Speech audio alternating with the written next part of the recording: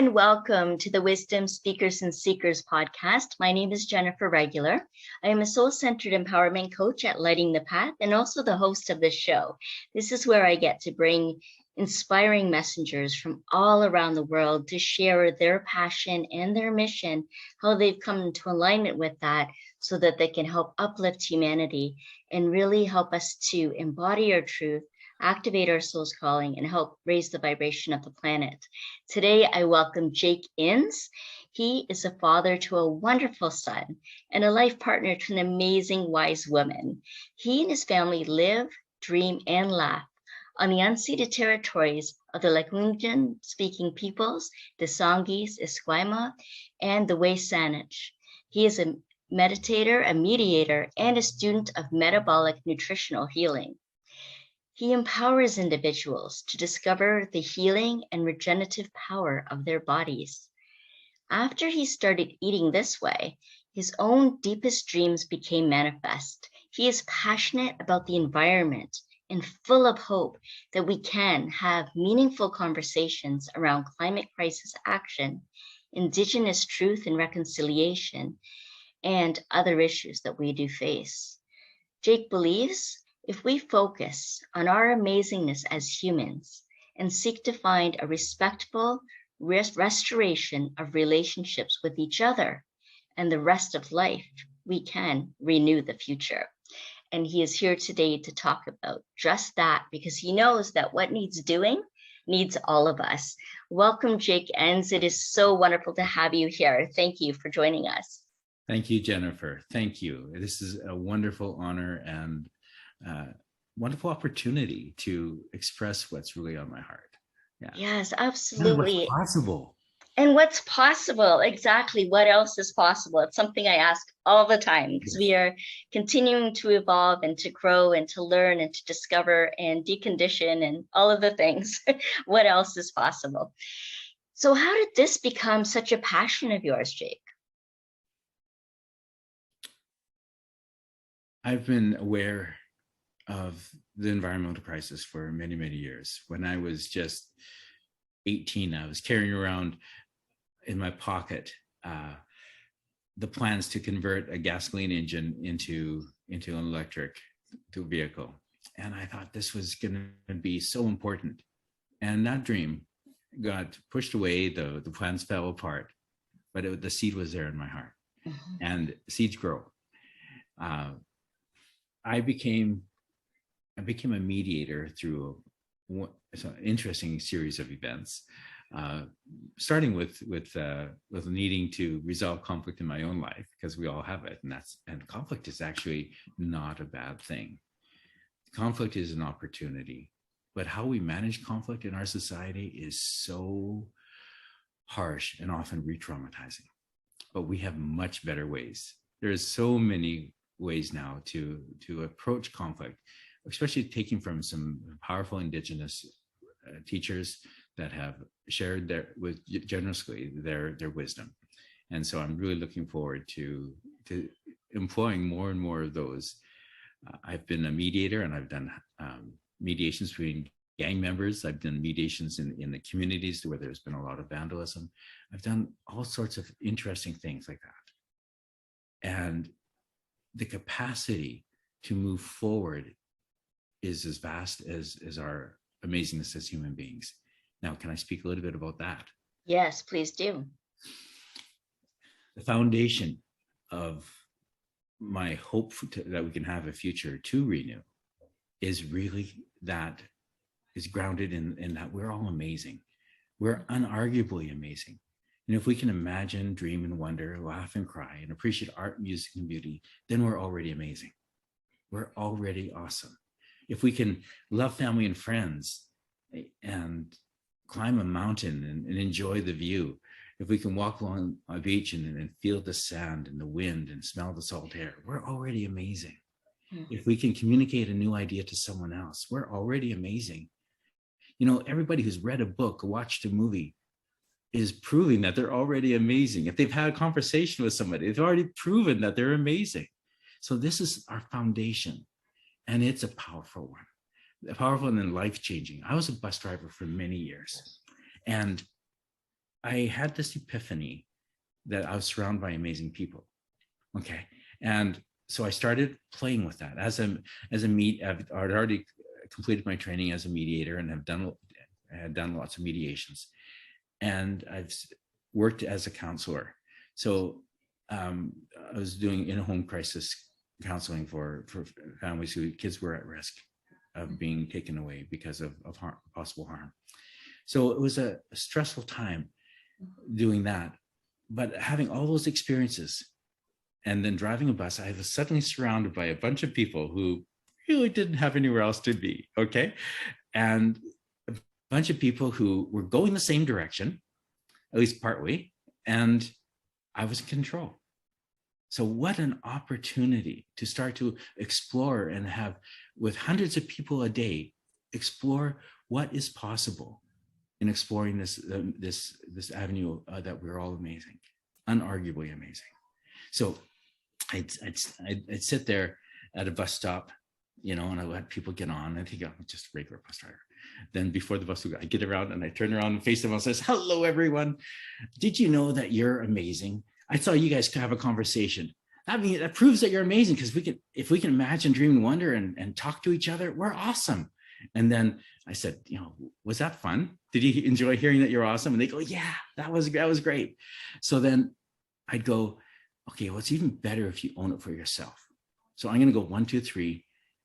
And then on 3, let's all, right after that, let's all say, I'm amazing. So 1, 2, 3, I'm amazing." And so I'd go 1, 2, 3, and the whole bus would erupt. I'm amazing. And I just let that sink in for a moment. Then take a deep breath to model that. How was that? How does that feel in your body? And they go, "Oh, that was good." Okay, well, if it's true for you, it's true for the person next to you. So I'm going to go 1, 2, 3 and say, "You're amazing," and turn to each other and say that. And I did this day in and day out for months and years. Well, actually, over a year. And well, actually, no, I did versions of that for years, but that particular one, I had honed it down to where I got the greatest response from the greatest number of people.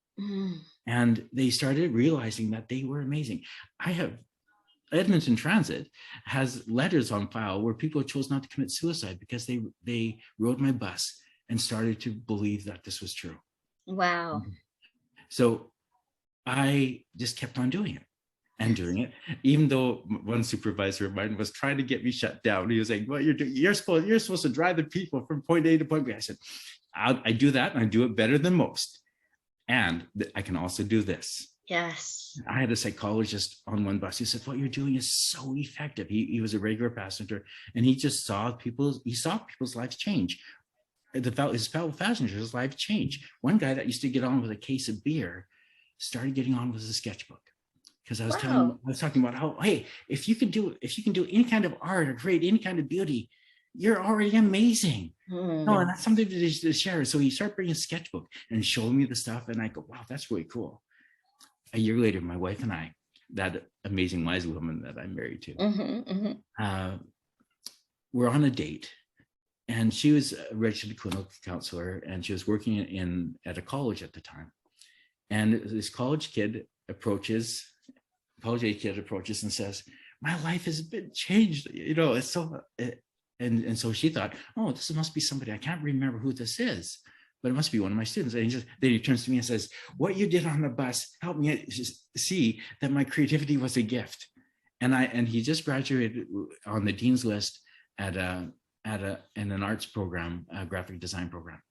And that is the power that we have to actually just acknowledge first for ourselves, to look at everything in the mirror. I did this when I was feeling crappy at times. I did it when I was feeling great. But it's something that I could just do consistently, because it's unarguably true all the time, regardless of our feelings, what we have or don't have, what other people think about us, or even sometimes what we think about ourselves. This is something that's just true. Right. Okay. And so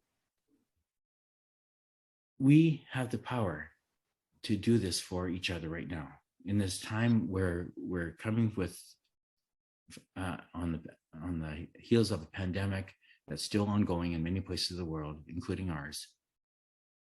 There's still people in crisis over it, but there's all the isolation. But prior to the pandemic, we also had social isolation because people were starting to get so wrapped up in these beautiful devices that we use to communicate, which is a wonderful thing. But sometimes we get those echo chambers. We're only listening to one side, and we start to view us as right, us and them. And that's really something which we got to move away from in powerful ways. We have to start to reconnect. We have to start to connect with each other's stories.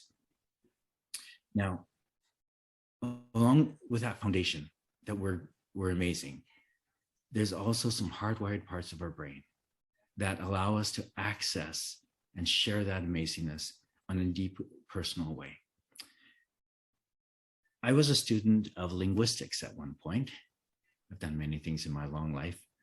And I discovered that the brain is hardwired to learn a language. A baby learns. A baby learns without being taught. It is something that's hardwired. And through my social experiments on the bus, I discovered that there is hardwired portions that we can access.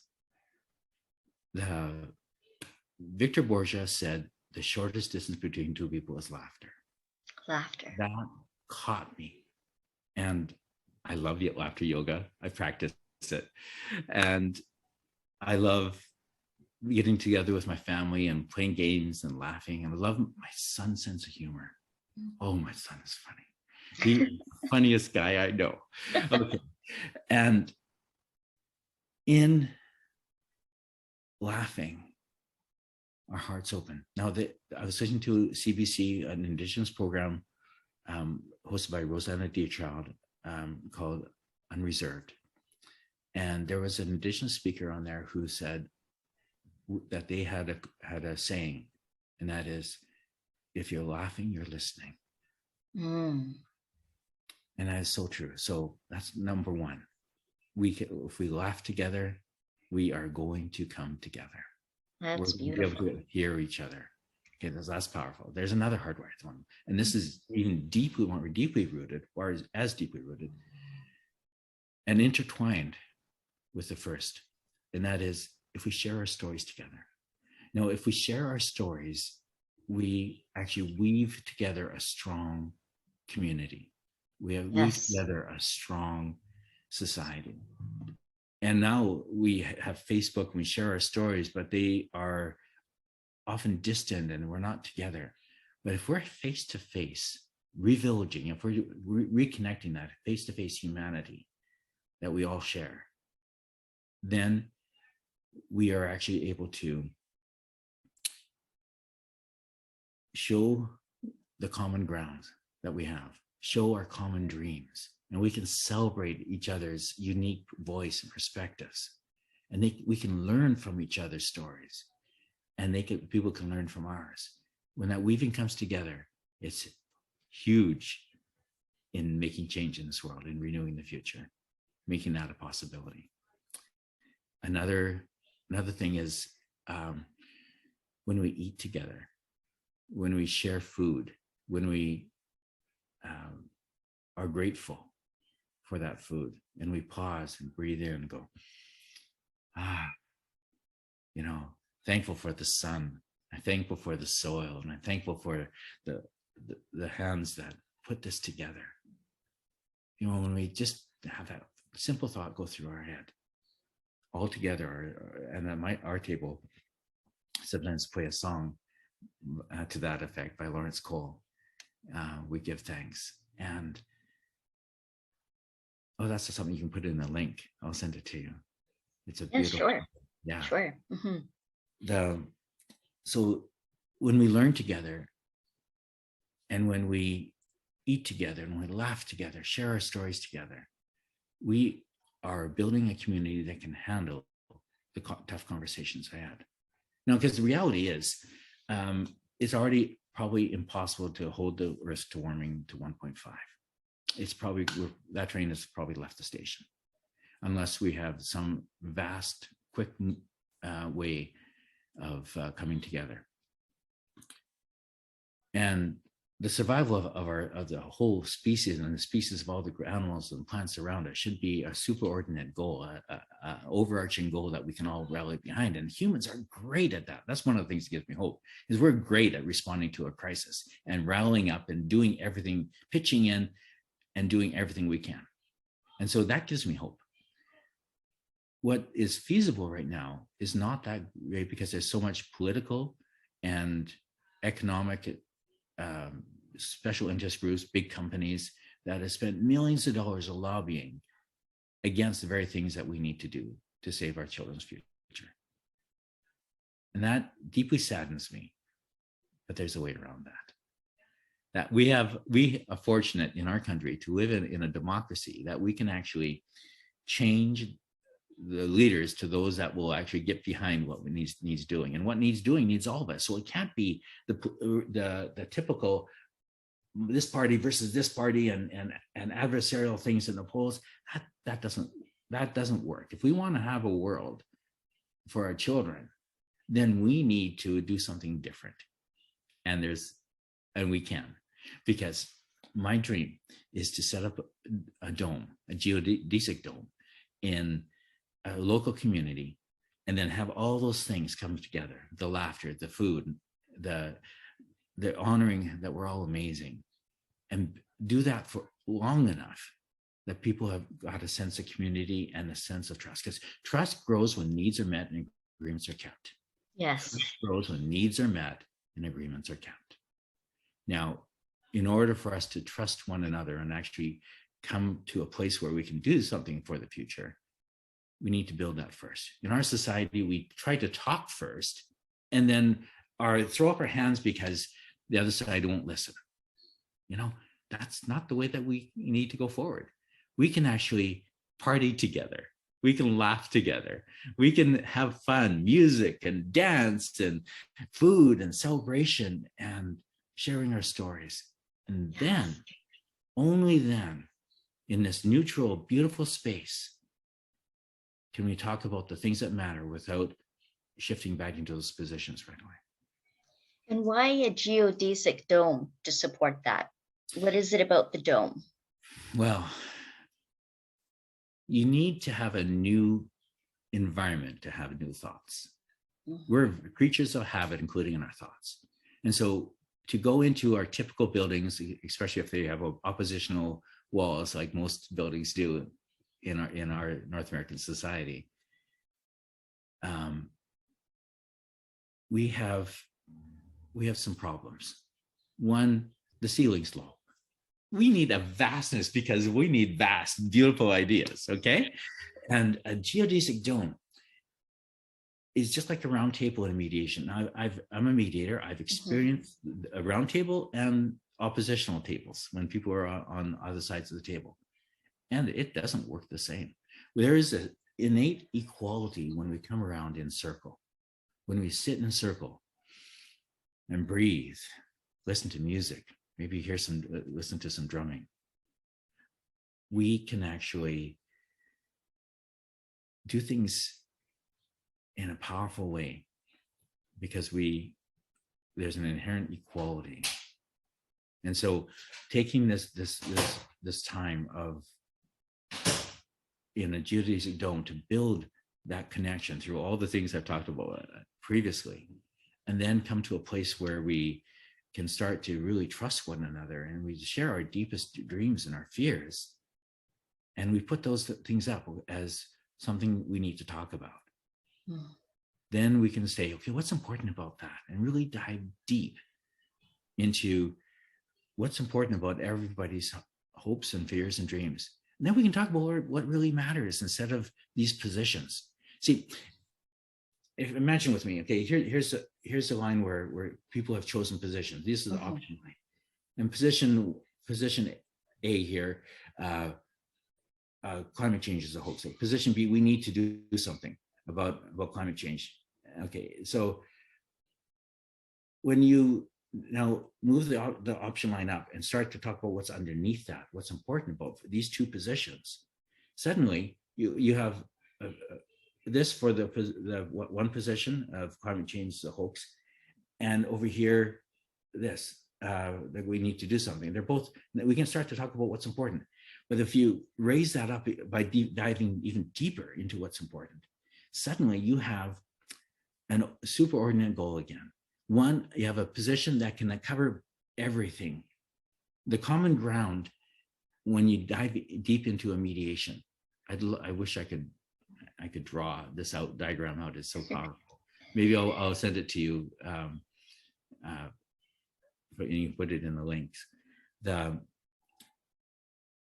common ground when we start to talk about that we're all amazing, we share our stories, is so irrefutable and so vast that it actually outnumbers and outweighs our differences. And that is a powerful thing. That is a powerful thing. Yeah. And you spoke earlier too about the Indigenous land that you live on and about Indigenous Truth and Reconciliation. What kind of impact has that had on your vision and what you are most passionate about? Well, there's a couple of books. One is How to Solve the Climate Crisis in One Generation by Paul Hawken. And that book has underscored something which I already knew to be true, and that is Indigenous lands sequester more carbon than the non-Indigenous managed lands. Okay, but the thing is, they have to have been given their full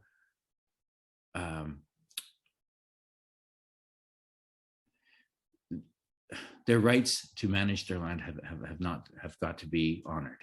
Otherwise, they become impeded in their. Oh, I think we got frozen there a little bit, Jake. Can you repeat the last minute or so there about their land? They're talking about their land. Indigenous managed lands, when they're given, when their right and their power to do so is not impinged upon by our societies, they sequester more carbon.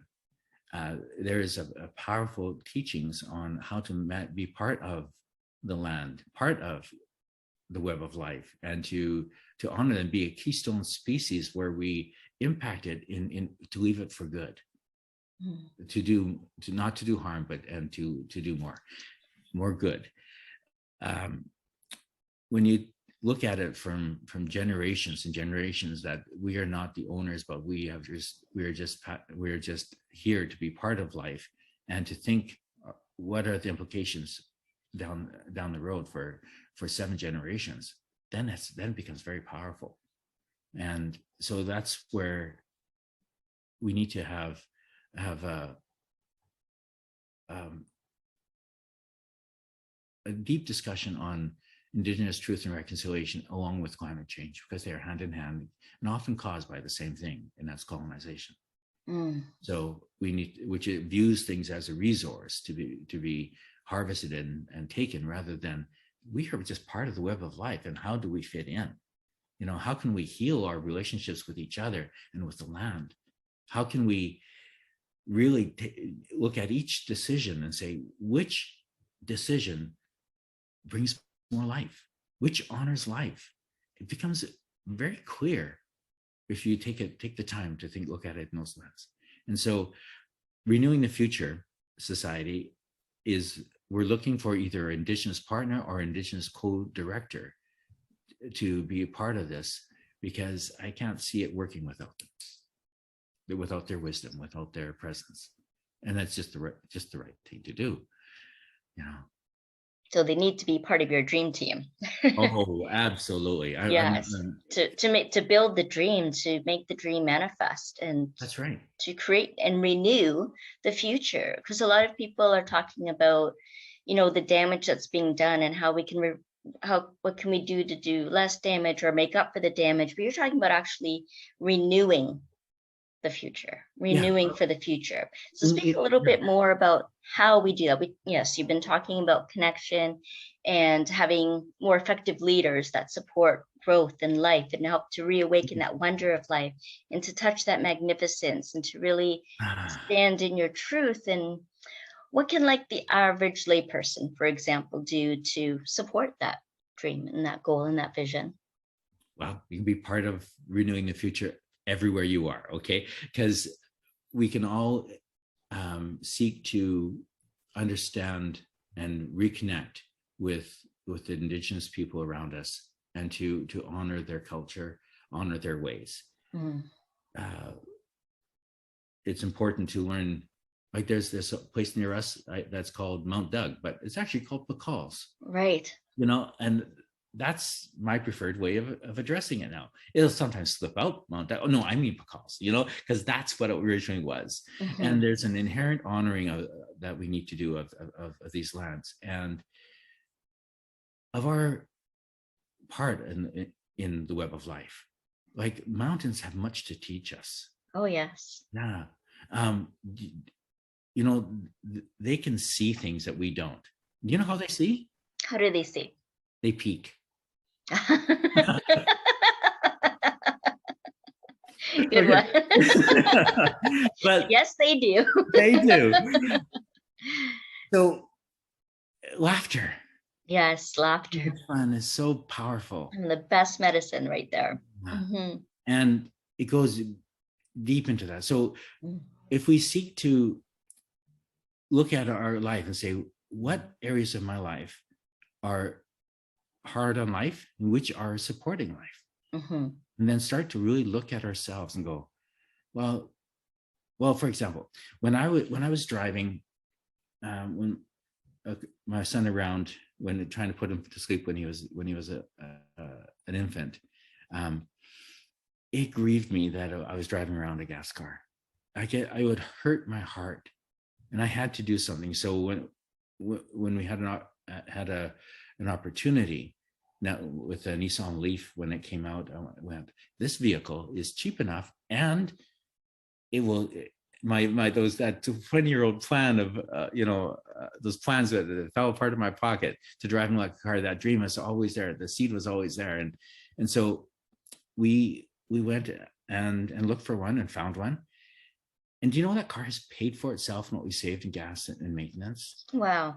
It's a couple of years ago. It's already paid for itself, and so it's so inexpensive. What most people put into gas and maintenance of a vehicle, often, especially those that are getting older and more polluting, they are actually putting the same amount. Well, they could be driving around a nice car, just putting the loan, because they're so inexpensive to operate, so inexpensive.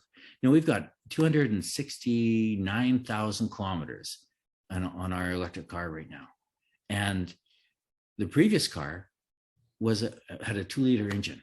So imagine with me, a 2-liter pop bottle. Now, I don't recommend drinking pop, but everyone has seen them on the shelves. Okay, as a nutritional coach, I can't endorse pop. But a 2-liter pop bottle is something that is ubiquitous. We all know what it looks like. We all probably picked one up.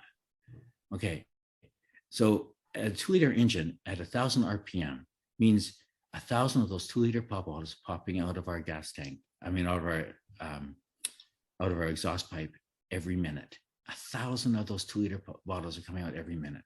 Wow. So there's a lot that we can do in not burning fossil fuels. That's just well, with the gas prices being what they are right now, maybe there's this unexpected blessing that can come out where more people will consider electric cars. Yeah, people. Right. I've already proven years ago that economics already worked a long time ago. But we bought our car is a 2013, and it just costs so little to operate.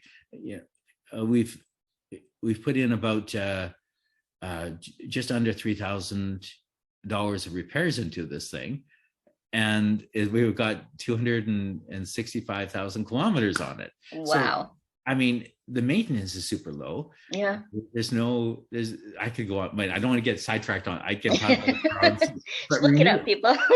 Yeah, renewing the future. Hey. But, Jake, a lot of people talk about their hope for the future, right? Or they get down about the future, right? And see it in a really negative way. What I hear from you is this like real vision and a trust of what kind of future we can co-create True. when we reconnect and we're present and we're, sitting in these geodesic domes and we're going deep and we're collaborating and we're, all of that.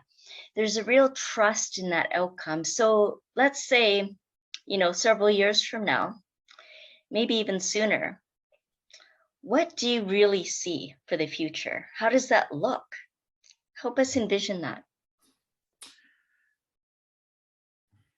Well, we'd be deeply honoring the land that we are part of, the unceded territories that we live on. We would be celebrating and dancing. Okay, the silent disco headphones? Yeah. Okay, so without disturbing the neighbors, we can have a party, so we're having fun, but we're also deeply connecting with each other. We're looking at each other and seeing there's another amazing human being. And this is their deepest need. They have an upcoming need. We can rally around and do that. We can make sure that everyone gets fed. Food security is super important to me, and this geodesic dome will be full of green and growing things, and we'll be growing stuff, and we'll be talking about nutrition, because really the heart of the nutrition is a plant-based diet. That is, 89% of your diet is plant-based whole foods that are unprocessed. And no processed sugars, salts, oils, no processing additives, just good food. Eat Real to Heal is the program, my mentor. Eat Real to Heal. I love it. And it works. I'm proof of that. I mean, in just a month and a half, my health is way better than it was before. Incredible. Because, like I said, my heart rate went from 70, 75, 78 down to 58 and 60, because my body starting to be able to regenerate itself and heal itself. The whole body, not just individual systems, but every system works together, just like we are part of the web of life. So we'd be eating good food. We'd, going back to the dome, what we're doing, and we are really honoring our children and really making sure that our children have a future. Because right now, it's pretty scary. And a lot of kids have so much environmental anxiety. They are scared. Yes, there's a lot of fear in that. Yeah, what kind of future will they have? Woke me up one night in the middle of the night, and he said, "Dad, I'm afraid what we're doing to our planet." He saw some trees being cut down near his school, and he was like, "Dad, that's not going to work." And he's right. So we'd be deeply honoring of the children of First Nations, Indigenous peoples. We will be celebrating and having fun. We will have reconnected heart to heart through stories and laughing and sharing food. They will say, all these people in this whole world, they are my tribe. They are my people. Yes. Okay, and I am part of this web of life, and we will start to see, with less cars driving around, we'll start to see blue sky. When the pandemic hit, the world that actually saw blue sky for the first time. Absolutely. Because we will have that on a regular basis. We will start to see more organic food without pesticides and herbicides and all the toxins that are crippling our body. There's a really cool documentary coming out this weekend, premiering, called Eating Ourselves to Extinction. And and that's so true, because our North American diet is so full of chemicals and so full of toxins in our environment and radiation, including in the cell towers. All those things are adding so much stress to our body. But we will be countering that. We'll be nourishing our bodies so they can regenerate themselves. And we will have reconnected with our neighbors in powerful ways. We they will make lifelong friends. We will celebrate every children's birthday, and the children will feel honored in a way that seldom happens today. This is the future that we can have. Oh, I love that. I love that. And for anyone here who's been listening or watching and feeling drawn to that, Jake, how can they learn more? How can they discover more about renewing your future, and maybe even be a part of this dream team that starts to cultivate that? Renewingthefuture.net. Renewingthefuture.net. I've got a website. It's still very rough. It's not as welcoming and as beautiful as I imagine it will be, because I've got a good imagination. But it's a start, and there's stuff in there and that's a way to contact me. I can reach out, Jake@renewingthefuture.net. You can email me, and let's start getting together, having parties, celebrating what we can do, and let's build this together, because what needs doing needs all of us. We need all the people. What needs doing needs all of us. I was a logger. I chopped down trees. I worked in a sawmill and I saw them cut up. And that was how I supported my family when my dad was diagnosed with cancer. So, I mean, there's things that I have done that I know, that really hurts that I did it. And I understand. And my family needed some food, so I helped support my family. Sure. And so I understand all the sides. And as a mediator, we can explore ways to make it right, make right transitions, right ways of making sure that no one gets left behind. Yes. That there's not the disparity of climate change impact. Right now, the poor in some of the poorest countries are getting impacted the most. The people that have lots of money, they can isolate themselves for a while. But they too will realize that we're all in the same rowboat, and it's got a big leak in it. And we can all work together to maybe even build a bigger, better boat. Yes, we can. Yes, we can. And I will have those links in the show notes so people can easily connect. Just click on those and connect with Jake and the dream and renew our future. Jake, this has been so wonderful. I know we just had time to just touch on all of the different things that you're passionate about. So I do encourage anyone who's been in the audience here to connect with you to discover more. And is there anything that you want to share in your final words, Jake, about this topic right now that you want people to hear?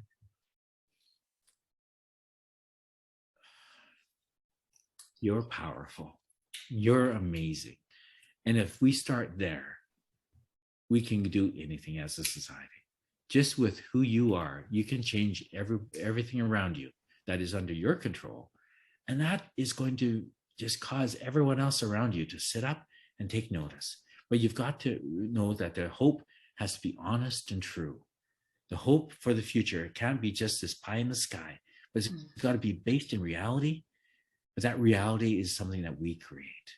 Yes. We create it with our thoughts, our attitudes, being grateful and generous, being open to new ideas, to sit and meditate in silence with other people, because in that silence, we find that we have everything in common.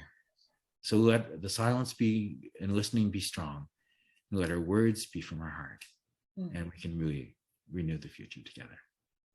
Yes, the majesty in the silence. You are amazing. You are amazing, Jake. And it was such an honor to have you here sharing with us today. Thank you for being here. Thank you so much. And thank you to each and every one of you who has been listening and watching this episode of the Wisdom Speakers and Seekers podcast. And we'll see you again next time. If you did like what Jake had to share today, then show your support by giving a like, and maybe you'll even subscribe so you can continue to be inspired and empowered by those who are sharing their messages and their passion with all of us here. Thank you, and bye for now.